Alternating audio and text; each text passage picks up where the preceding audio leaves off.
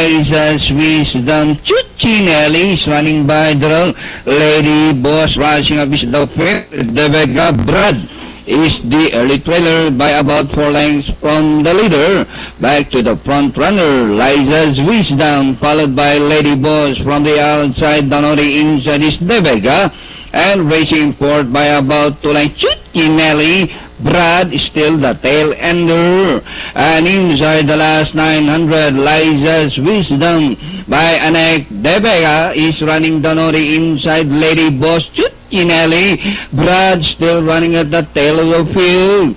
And rounding the far turn, it's the Liza's Wisdom. Devega pokes his nose to grab the lead. Chuchinelli racing on the outside. Lady Boss. Brad is still running at the tail of the field as they race around the corner. Devega by a length and a half. Liza's Wisdom. Chuchinelli. Brad is racing in fourth, and with the last 200 meters more to run, Devega still the leader. Chuchinelli on the outside. Last 100 meters more to run. Devega, Chuchinelli on the outside. Devega, Chuchinelli, and finally the horse of Mr. Maki Masada. Devega winning this race. Second, Chuchinelli, Liza's Wisdom, Brad, Lady Boss completing the cast of this race, race number 4.